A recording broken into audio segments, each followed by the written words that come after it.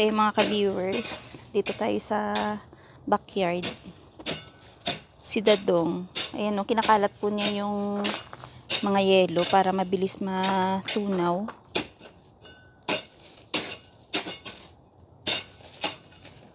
Grabe naman, nagpapalalang ng, ay, ano tawag dyan? Ano tawag dyan pa? Asarol? Ano tawag dyan pa? Nagaganyan lang ng yelo, nakaporma. Nakaporma ba? Hindi kasi naghatid kami kay Denise. Requirement ba pa? Pag nagaganyan ka, dapat nakaporma. Maganda sa pag-ikalat kasi. Oo. Mabilis matunaw. Mabilis malusaw yung yelo. Yung inaabangan po namin dito, yung tulips. Natin na ano yan. Bukas lagyan natin ng fence. Itong, nandito po kasi yung tulips namin. At, so bukas daw, lagyan nila dito ng chicken wire. Ito oh, nakatakip pa. Kasi baka mamaya, halukayin ng mga mababait. Eh bakit? Andyan yung mga strawberries, diba? Ah, ando pala yung strawberries namin. So, baka may chance pa tong tumubo kasi 'di ba sabi nila perennial naman. So ayan nga oh, parang nagi-green siya oh. Tutubo pa yan. Ay oo, tutubo nga siya. Yan oh, hindi pa naman yan na. Ay, wag mong halukayin. Parang nagi-green siya, no? Sana nga. Sana. Tsaka gusto ko dagdagan pa dito eh. Tsaka sabi ko sana pa, dito tayo maglagay ng upo. Pagapangin dyan oh, sa may Hindi, fence. gusto ko naman yan doon sa may... Sa harap. Sa may apple. Ay, oo, sa bagay. Tapos, sabi namin, magtatanim kasi kami ng sitaw. So, yung sitaw doon din.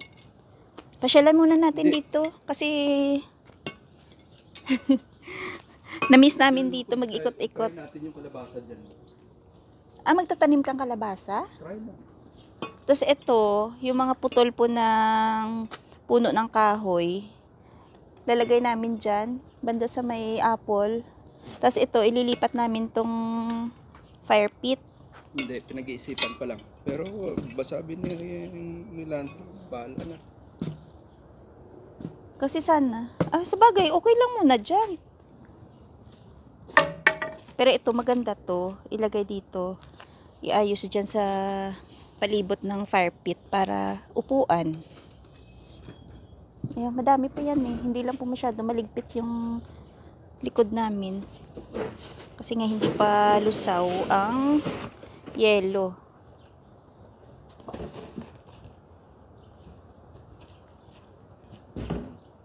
Oh, ba't ipupwesto mo na yung ano dyan? Ah!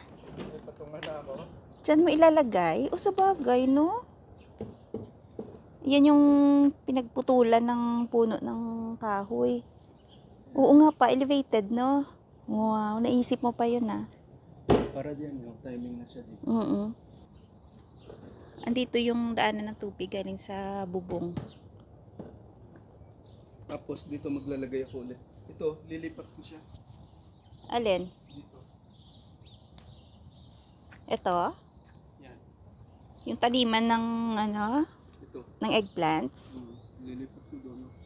Tapos, parang doon ko itry yung sitaw or doon. No? Kasi kahit paano may araw na siya. May araw na talaga kasi itong puno na yan, ang pangalawa yung itong maliit, patay na yan eh. So, pwede siyang pagapangan. So, yung naiwan namin na puno, yun lang. Itong medyo maraming sanga, tsaka yung mga bush lang. Ewan ko lang. Sana ito dumami. Ang alin? Alili yan pa. Ayun nga, titingnan ko sana dun yung nakatakip din, oh. Lili. May laman kasi yan, kaya sigurado babalik yan. Tapos ikulungin ko na lang to siya. Yung para sa kanya lang, no? Ganyan lang siya kaliit. Tapos tanggalin ko yan. Para yan, dire-diretso na yung... So, bakante yung gitna. Oo. Bali, ito yung pangsara niya. Ito. Lilipat niya dyan. Yung itong bed. Ito kasi bakante lang yan dito eh. O, nag-survey, no? Ang plan ko dito sa ano, Ampalaya. Oh, maganda yung ampalaya dyan. Dito. Sa bagay dito pwede yung ampalaya kasi wala ng puno eh. So hindi na siya Naka-L. natakpan. Naka-L siya Ampalaya. Mm-mm. Tapos sa taas may trellis. Gagawa ko ng trellis sana dyan. Ito kasi yung pinaka puno dati. So ganyan na yan. Ay po pwede mo yung siguro lagyan ng ano dyan. Paso, no? Hmm. Yan no. May patungan ka ng paso. Makapal kasi yung tambak ng yelo dito eh. Last year, yung gantong panahon pa, wala na tayong yelo sa ano. Kasi kakaunti yung patak dati ng snow na. Uy! Ngayon wala napansin. May nakaabang na oh. May pinatubo kasi silang annual na mga plants. So sabi nila pagka tumubo na, yan, isasabit namin dyan sa gilid. O kaya diyan. Dito oh. Mas maganda dyan no. Oo, ayan oh, may mga sabitan na silang naka-ready. Ang tanong, tutubo kaya yung pinatubo? Yung upo dito ko itatapin. Ang? Yung upo daw, baka pwede din eh. Ito, Ay, yung diyan. Ba't parang hinalukay na yan? nalukay ko. Akala ko ng Dyan, ano. sili. Ito makapal pa din eh, oh. Kasi kapag doon yung puno niya, hindi siya maarawan. O, dapat yung puno dito, tapos pagapangin mo na lang. Ito kasi dati, yung nilagyan niya ng, ano to, beans. Oh, yung beans kita mo ito, paano tumubo naman, di ba? Hindi naarawan siya. Kaya nga.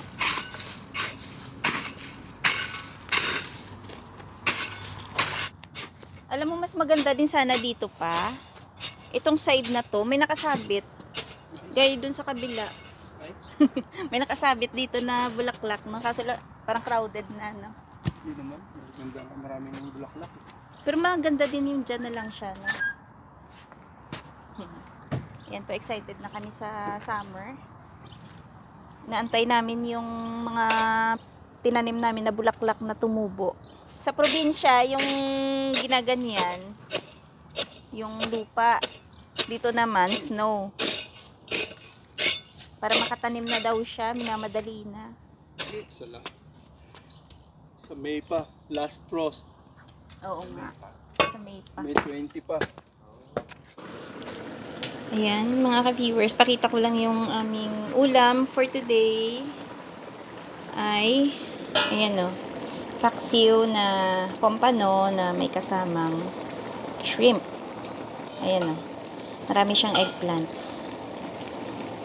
Diyan nakasapin yan sa ilalim yung eggplant, sibuyas, bawang, luya. Tapos nilagyan ko rin ng bagong slice ulit na sibuyas. Para mas mabango. Ayan o. Diba? Sarap. So, wala akong siling pang sigang. Pero dinamihan ko siya ng garlic tsaka luya. So, ayan. Pagkapaksiw, ang terno dyan is yung ayan, sinangag. So, marami ding bawang yung sinangag natin. Pero yung sinangag ko, ano yan, olive oil yung nilagay ko. Tapos, onti lang. Onting olive oil, maraming garlic, onting asin, pwede na. So, ayan. So, off na natin to. Ayan, ready na yung ating pagkain. Brunch na bali namin to. So, let's eat mga ka-viewers. Takpan ko muna. Tapos i-off na rin natin. So, yan po kagabi pala, gumawa ako ng chili garlic oil. So, medyo madami yung nagawa ko at mukhang maanghang talaga siya. Kasi kung mapapansin nyo, grabe yung pagkapula ng ano niya yung oil niya. So, bale, ano yan, olive oil po yung ginamit ko. So, may sobra, ayan, pang ano na yan. Ito na yung mauunang gagamitin. Tapos, Sana tumubo to. Ayan, may fresh po kaming, ang tawag dito, tanglad. So, binabad ko muna dyan. Sabi ni Dadong, pagka tumubo na yung ugat nito, ilalagay namin yan sa paso. Tapos, kung okay yung tubo niya, pwede namin ipasok sa loob bago mag-winter. So, ayan. Nabili namin siya sa superstore. Ayan, kasi fresh siya, Ayan, sana tumubo, no? Tsaka yung chili oil namin, mukhang mga ilang buwan namin gagamitin yan. Masarap na magprito ng isda dito, Rose. Oo. Ayan po, nakalabas na po yung aming lutuan din, Kasi, syempre, maganda na yung panahon. Prito kami ng tuyo. Unti lang, pa-demure. Pa-demure yung tuyo namin. Ang dami natin palang lilinisin, no? Ay, hindi na ako naka-jacket. Ang yabang. Ang yabang. Pero business na naka-t-shirt na kami. Rose talaga. Enjoy now, aray later. Oh, hindi nga malamig. Yeah, mahangin lang ng box. Ready na yung kape nyo. May sinangag na doon. May paksiw. May tuyo. Rose, may hawak pang si kanina. Akala mo, sundero. Ha? Nagtuturo? Nagpa-practice na for bakasyon. Ayun si Dodong, Yung kanyang camper doon, Background lang pala. Sabi mo kay hiramin natin. Oh, Gerald, total na, dyan na yung line. Oo nga. Ito na si Dondong. Dondong. Bango? Sa atin mabango. Yung kapitbahay nahihilo na. Buti na lang wala kaming kapitbahay na malapit. Sabihin siguro anong piprito namin dito.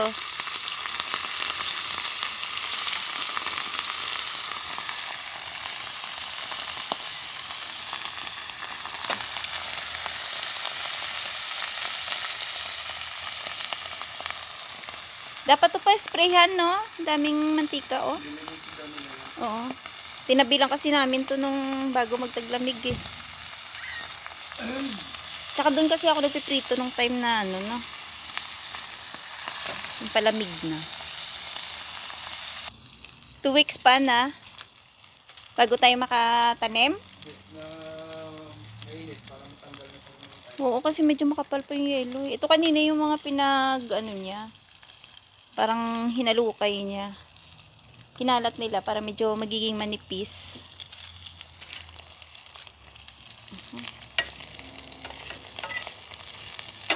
Luto na to. Bilis maluto. So yung mga ka-viewers, mag-update lang po ako sa mga seedlings po namin.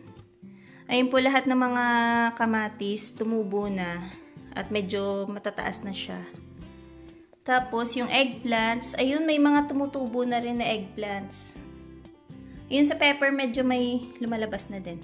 Ayan, So, sana maging okay lahat ng mga seedlings para maganda yung mga itatanim natin. Tsaka yung mga Thai chilies po namin, may tubo na rin po. So, ayan siya, Yung bell pepper, parang wala pa. Yung okra, ayan, medyo madami-dami na rin po yung mga tumutubo. At nilipat namin yung aming tanglad dyan. Ayan. Tapos, yung pinatubo ni Dadong na, ayan, may bulaklak to Ano ba tawag dito? Hindi ko sure kung morning glory to or, aray ko. Ayun, yung aster, tumutubo na din siya. At, petunia. Ayan, may mga tubo na. I think ito, morning glory. So, ayan, medyo mataas na po siya. So, ayan po, nag-update lang ako about sa plants natin. Tsaka, ayan, subukan nyo rin pong magpatubo ng mga halaman. Kasi, relaxing po siya. Tapos, nakakawala din siya ng stress. At, alam mo yun, maganda sa pakiramdam na ikaw mismo yung nagtanim. Tapos, diba, pag halimbawa, mga gulay siya, ikaw din mismo yung aani. So, ayan, try nyo lang. Kasi kahit kami dati, hindi rin naman namin alam kung paano magpatubo talaga ng plants. So, sa tulong ng YouTube, tapos syempre mag-research ka din kung paano alagaan yung mga plants para mapalaki mo sila ng maayos. So, hanggang dito na lang muna yung aming video for today. Sa lahat ng mga viewers namin at sa mga bagong subscribers, maraming salamat sa pagsubaybay sa aming mga videos at ingat-ingat. Bye-bye!